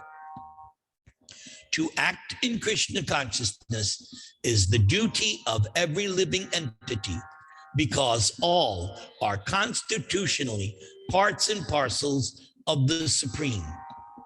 Just as the parts of the body work for the satisfaction of the whole body, the limbs of the body do not act for self-satisfaction, but for the satisfaction of the complete whole.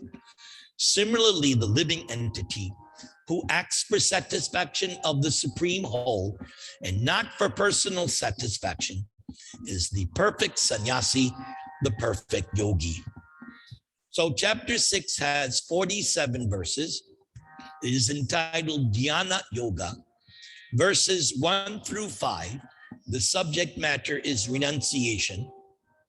Verses 5 through 10, Atma as the mind, because according to Lord Chaitanya, this word Atma can have 7 different meanings. So it depends on the context. It depends on the angle of vision. Because 3 of the meanings, Atma can mean the soul, Atma can mean the mind, Atma can also mean the body. So one has to fully understand the context when using this word Atma. Verses 11 through 19, how to practice yoga. Verses 20 through 2 and 23, the perfection of yoga. Verses 24 through 32, finer points of yoga. Verses 33 through 36, the nasty mind and Arjuna's rejection of yoga. Verses 37 through 45, what becomes of the fallen yogi. And the chapter ends with verses 46 through 47, who is the best? So before we read Prabhupada's final summary, by breaking out this Bhagavad Gita in these different subsections, You get to appreciate, wow, there is a lot of information that we have studied. And again, I am emphasizing that Bhagavad Gita must be read slowly, carefully, and digested. That's why I like breaking out Gita in these little subsections so that you understand all the different subject matters that are being explained. So here's Prabhupada's final summary.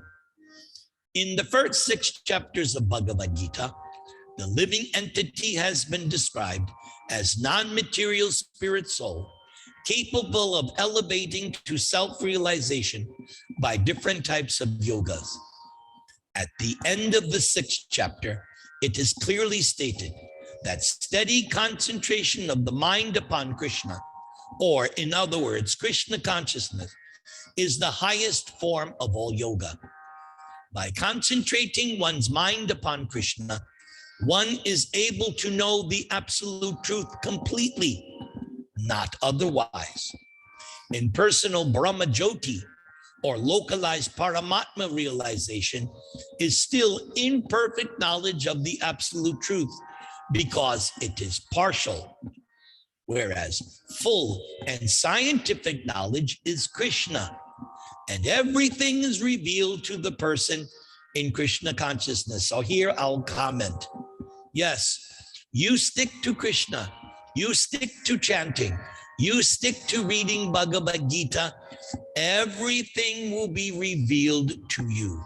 That has been my experience, and the revelation continues day after day, moment from moment. Krishna reveals more and more, but you have to remain faithful to Krishna.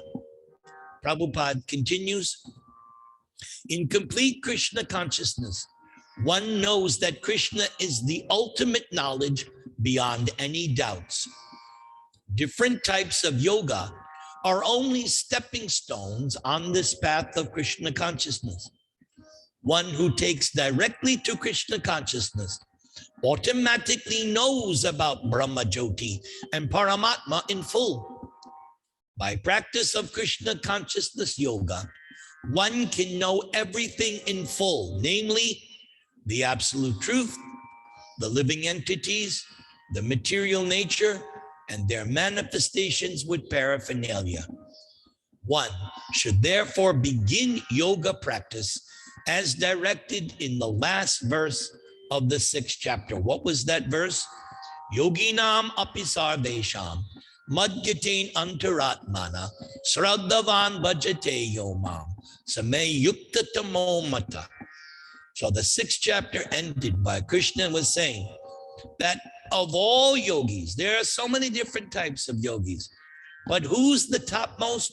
Who's the best yogi? The one who always thinks of Krishna within and who has great faith in Krishna. That is the topmost yogi. So by reading Bhagavad Gita, by doing the different activities of Krishna consciousness, such as you're doing right now, Shravanam, hearing about Krishna, this kind of activity is very powerful, and it's helping you to remain fixed on Krishna. The purport continues. Concentration of the mind upon Krishna, the Supreme, is made possible by prescribed devotional service in 9 different forms. I just said this, of which Shravanam is first and most important. So these Zoom classes that you're having on a regular basis go on and on and on and on with Srinam Radha. Never give it up. She will do these programs until her last breath. So you stick with her. And you yourself become a teacher, become a preacher. That is Prabhupada's legacy. Everyone should become a preacher. How do you become a preacher? That was stated by Lord Chaitanya when the Kurma Brahmin asked him, I want to travel with you. Lord Chaitanya said, no, you stay home, stay in your village, but become guru. How do you become guru? You become guru by repeating Krishna Vani, Krishna instruction, simply by repeating Bhagavad Gita, simply by discussing and talking about Krishna Katha. That's how you become guru, simply. So this program weekly, I believe you have weekly, it's very important. This Shravanam process is so powerful.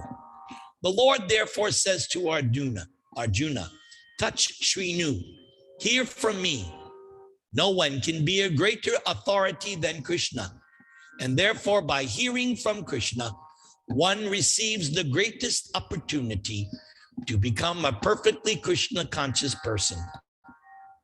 One has to learn from Krishna directly or from a pure devotee of Krishna, and not from a non-devotee upstart puffed up with academic education. So that's my analysis of this sixth chapter, first 6 chapters. I will point out that Prabhupada says that there are 18 chapters in Bhagavad Gita, and they can be divided into 3 sections of 6 chapters each. So I don't know if you have started already, but once you start chapter 7, you're in the middle 6 chapters. And Prabhupada says those middle 6 chapters are the most important of all the 18 chapters. And the first 6 chapters and the last 6 chapters are protective coverings of these middle 6 chapters. So you do not want to miss these classes that Srinam Radha is doing. This is the real Bhagavad Gita right here. So Srinam Radha, do we want questions or do we want kirtan? What do we want? Does anybody have a question? If anybody has a question, you can ask, please.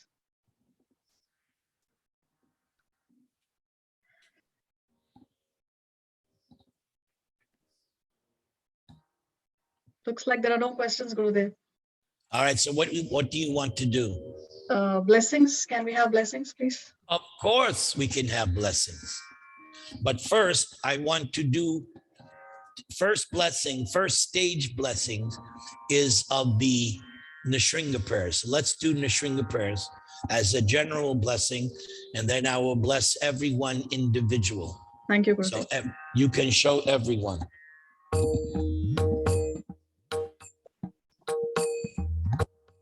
Namaste Narasimhaya Praklada Klada Dayane Hiranya Kashipur Vakshaha Shilatankana Kalaye Ito Nrsinga Bharato Nrsingho Yato Yato Yami Tato Nrsingha Vahi Nrsingho Hridaye Nrsingho Nrsingham Adim Sharanam Prapadye Nrsinghamadin Sharanam Prapadye Tavakara Kamalavare Nakam Adbhuta Sringam Dalita Hiranya Kashipu Tanu Bringa Keshavadrita Narahadi Rupa Jai Jagadisha Hare Jai Jagadisha Hare Jai Jagadisha Hare Keshavadrita Narahadi Rupa Jai Jagadisha Hare Jai Jagadisha Hare Jai Jagadisha Hare Jai Jagadish Jai Jagadish Jai Jagadisha Hare Hare. Jai Jagadisha Hare. Om Tat Sat. Okay, everybody can unmute themselves, and if you have a particular blessing that you want, then you can speak that. Otherwise, I will give general blessing. I'll go in line. So I don't know your name. I'm just going by the screen name, Karnani. So do you have a particular blessing that you would like? Peace and harmony for everyone. Okay, let there be peace and harmony for everyone, but everyone has to follow Krishna's peace formula, because I don't have a magic wand. Yes. So we bless everyone that they turn to Krishna and join this Bhagavad Gita class. This Gita class that you're having, this is how to achieve world peace. This class should be worldwide. Everybody should turn in. All right. And yes, there's Varsha. Good to see you, Varsha. Hare Krishna, And Prabhuji. Suresh, do you have any particular blessing you want? Oh, this time I leave it to you, Prabhuji. You bless us. Please. I bless you that Krishna removes all anxieties in your life, and that you become more and more closer to Krishna in your hearts. Hare Krishna, Hare Krishna, Krishna Krishna, Hare Hare, Hare Rama, Rama Rama, Hare Hare. And then I Prabhuji, see I have my mother-in-law here with me. Jai. Can you bless me too? May for Krishna good health? bless you, protect you, and maintain you. Om Hari Om, Thank Hare you so Krishna. much. You. Jai. Thank you, Prabhuji. Jai. Yes, I am known as the blesser. I give fantastic classes, wonderful kirtan, but my greatest quality is my blessings. All right. Thank you so much. We are here for your checkup. Ritu, may Krishna bless you. Anything in particular you want? No, Swamiji, you can bless me whatever you feel like. I want you to attain pure love of Godhead in this lifetime. Hare Thank you, Krishna. Guruji. Hare May Krishna. protect you. Thank And you, then we Guruji. have Haribol. Let's see if I can say your name right. Baria, how do I say it? Baria. Baria. Baria. May Krishna bless you and protect you. Thank you so much. That is wonderful blessings you have given. And thank you so much for this beautiful, inspiring talk you gave to us. We are very grateful to you for that. And of course, to Lord Shri Krishna and Mataji, who has organized this. Also, please bless all the people in the world for love and peace, which is Let's so bless much them. disturbance is going I on. agree. What the world needs now is peace all over, even America, my God. Hare Krishna, Krishna Krishna, Hare Hare, Hare Rama, Rama Rama, Hare Hare. Srinam Radha, I'll bless you at the end. So now we have Supriya and Sanchari. Hari Bol. May Hare Krishna Hare bless Krishna. your family. Do you have anything you need? Any Just blessing? bless us. Yeah, bless us, Prabhuji, so that we can advance ourselves in our spiritual life. Yes, may there be all success in your spiritual life. And as Prabhupada writes in Bhagavatam, material well-being automatically follows spiritual well-being. So your desire to have good spiritual life means you will be taken care of materially. As you can see, I am not starving. Krishna is taking care of me. Thank Very you. good. Hare Krishna. Okay, there's Riya and Ayush. May Krishna bless you, protect you, maintain you, and anything you want in particular. No, Prabhuji, just I need your blessing, please. Yes. Keep my family in your prayers, please. Special blessings on your family. Yes. Thank Extra you so much, special Prabhuji. blessings. We Thank need you. Krishna to remove all the obstacles and make everything excellent for you and your family. Thank you. Hare Thank you. Krishna. Thank you. Okay, and there's my old friend Armin, who's now a young man. He's no longer a kid anymore. Very good, Armin. You have any blessing you want in particular? No. I like your headphones. You and I are cool, man. We have the headphones and microphone. Good for you. Oh, there's Ayush. Very good. Very good, Armin. May Krishna bless you and protect you throughout your whole life. May you flourish and become a spiritual man, not a man, a spiritual man. All right, there's Devina. Devina, what do you want? What is your blessing? That I can learn all the verses from the Gajendra prayers, because I'm in another class learning Gajendra prayers now. Gajendra prayers. Wow, that's advanced. You're on the Bhagavatam already. Oh my God. Then may Krishna bless you and fulfill that desire. Right. Okay. Then we have Jayita. Jayita, may Krishna bless you and your family. Anything in particular you would like? Prabhuji, namaste. Bless my twin daughter so that they can grow nicely and we can follow the path of Prabhupada. I will give your two daughters a special instruction. Put the camera on them. I do this with all kids. You too, you kids. Obey your mother and father. If you do that, you will get Krishna's blessings. That is my instruction to all children. Obey your parents because they're devotees. And if you do that, you will get Krishna's blessing. Can you do that?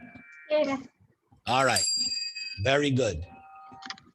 All right. Then we have the Poliseti family there in India. May Krishna bless you and protect you.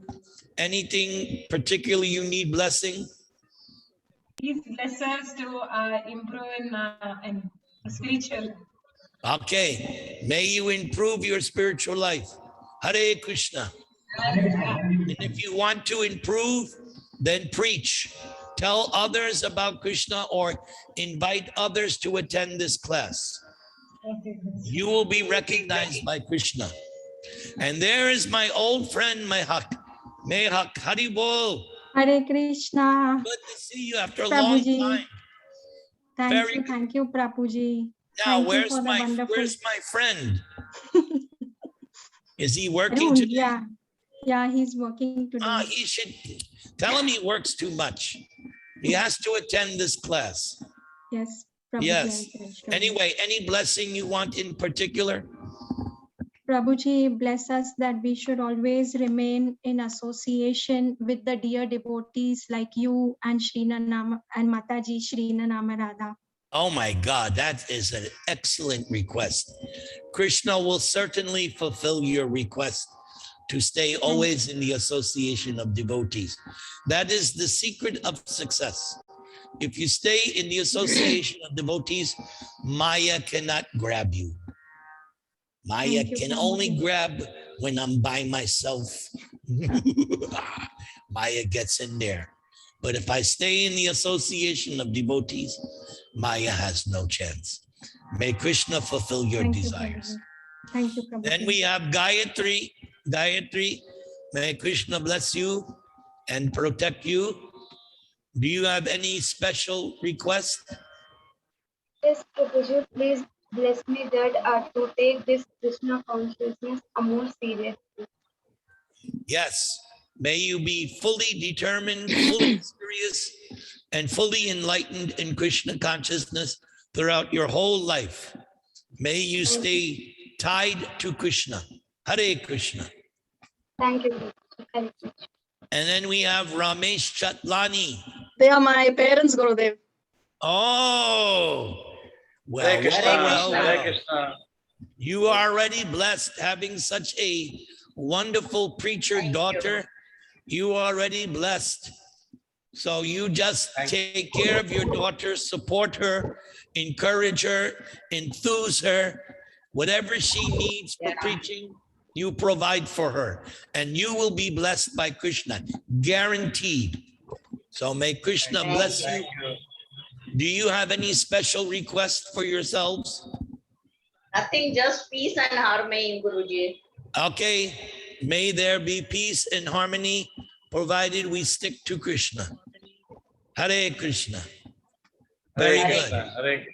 Now we have Neha Chatlani. May Krishna bless you and protect you. Do you have anything you would like in particular? The Guruji, I want to maintain the faith in Krishna consciousness. I want to be in Krishna consciousness always. Please bless me with that. I bless you in the following way. If you read Bhagavad Gita every day, you will remain with Krishna. If you attend this Zoom program, you will always have the association of Krishna. Do you chant on beads every day? Do you do any chanting? Yes, Guru. Oh, then. Yes. Very good. Yes. If you do chanting, you are begging Krishna. So go on chanting. I will give you blessings that your desire is fulfilled. Is this your mother next to you? Is this your mother? Yes. What blessing does she want? Yes, Guruji, yes. What does she want? Nothing. Let us be peaceful everywhere. Everybody wants peace. Okay. We need only peace, Guruji. All right. Well, I've already explained how to get it. You can't buy it on Amazon.com. You can only get peace through Bhagavad Gita Krishna chanting.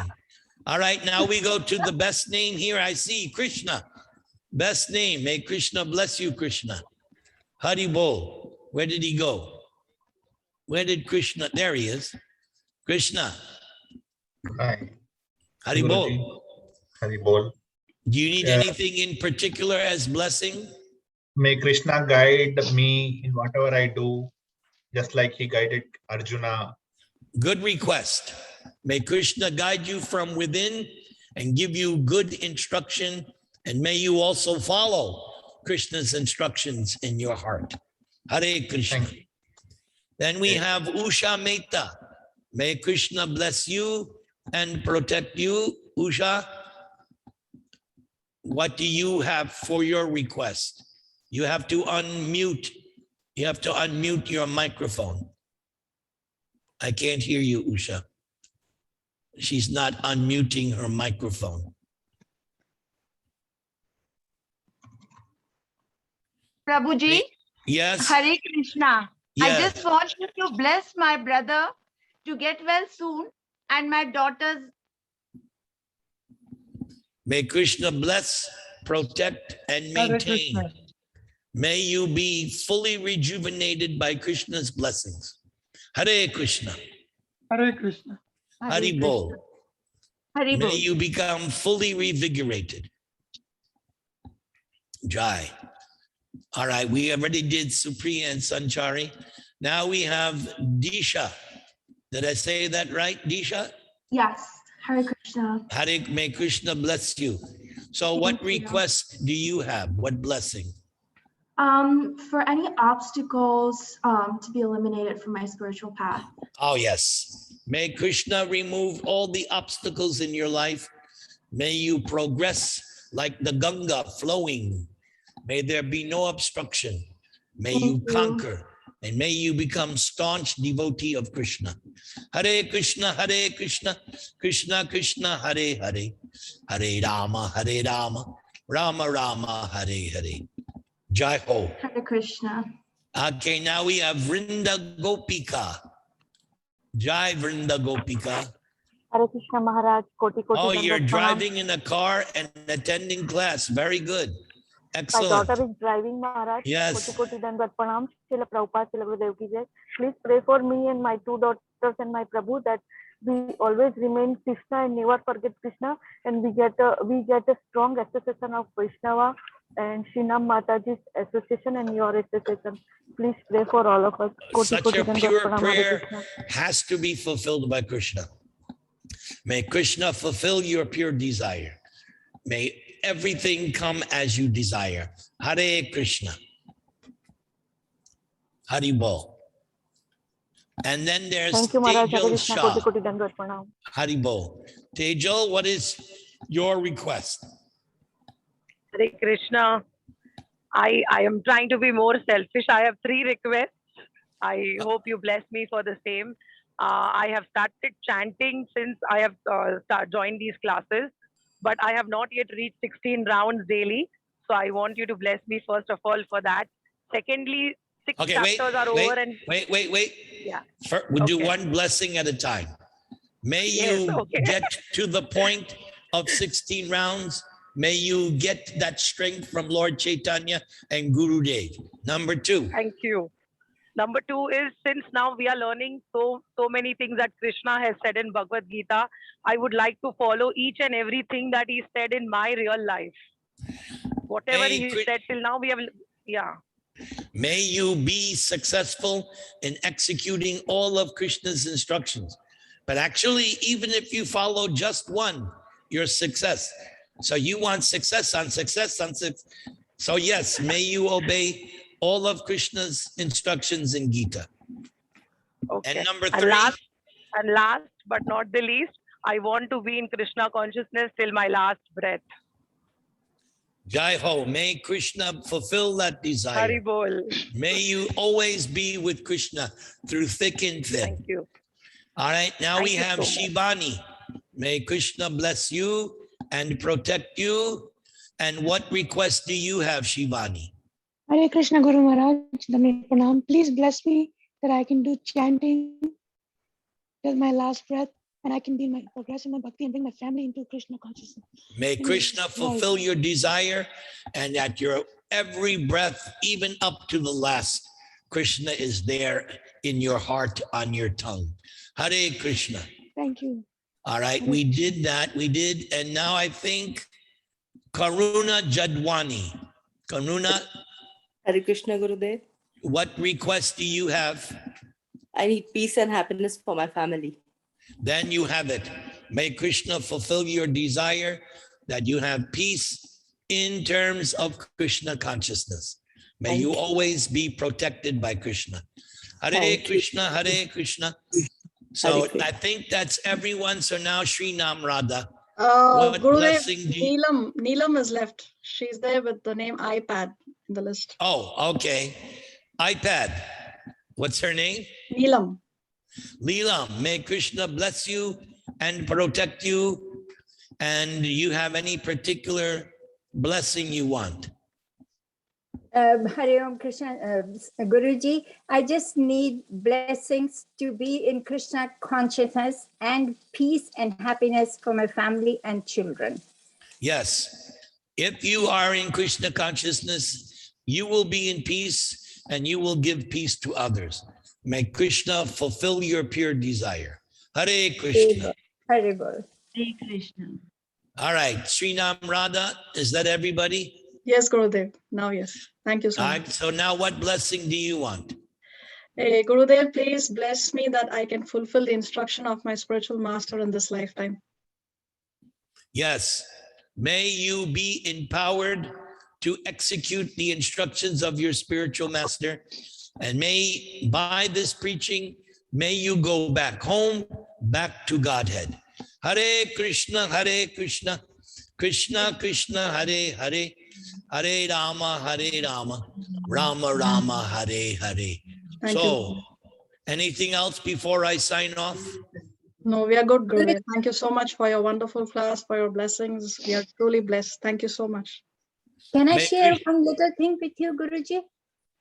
Yes.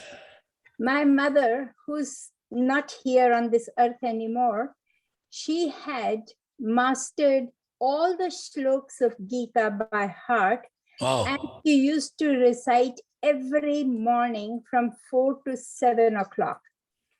And then she told me also, but I was so busy in bringing up the family that I did not. But now I'm so much interested. And she, at one line, she said all the day, that was, Krishna, I'm not coming to you unless you come and get me. That was the condition she put it.